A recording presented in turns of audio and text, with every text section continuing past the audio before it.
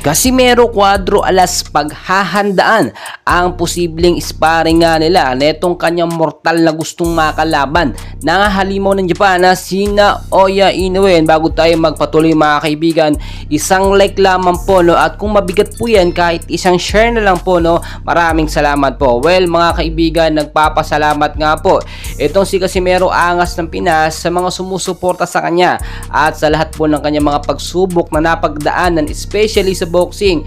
Ito po ang ating hinaabangan ngayon, yung posible nga po maging sparring nitong si Angas ng Pinas at si Naoya Inoue. Posible kasi magkaroon ng training camp, no, or training day dito sa Pilipinas itong si Naoya Inoue, pero sandali lamang po yun. And as of now kasi itong dalawang boksingero na ito, especially si Angas ng Pinas, no, ay tuloy-tuloy po ang ensayo. Magkakaroon po kasi sila ng big matchup, o hindi natin alam kung silang dalawa talaga. Itong si Inoue magkakaroon ng posibleng dalawang laban, isa hanggang dalawang laban, para ma-maintain po niya yung pagiging top boxer of the year po niya. Samantalang si Alas naman, inaasahan po natin magkakaroon yan ng tune-up fight, no, kung hindi po yun makakancel mga kaibigan. Matutuloy, kung matutuloy yun, isang laban na po yun at another isang fight pa sa mabigat na boksingero. At ating sinasabi, tulad na ating sinasabi, kahit po sa sparring match lang, o friendly match lang, ay talagang papalagan po ni Naoya Inoue at ni Angas ng Pinas yung laban na ito. Maituturing po natin na big matchup kahit yung sparring lang,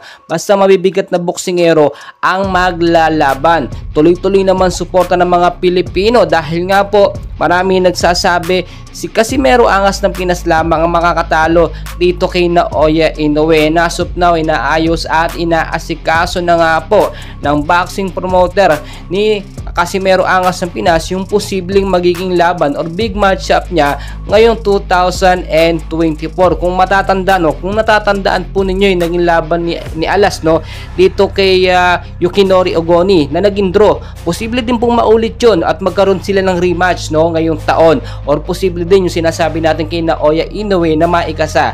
Kontrata na lamang pong hinihintay dyan at siguradong matutuloy po ang laban. Malamang sa malamang, dalawang boksingero ang nakikita natin na posibleng makalaban ni Casimero. Unang-una, rematch between Yukinori Ogoni, no? Dapat nga matuloy at malaman kung sino ang magaling sa kanila.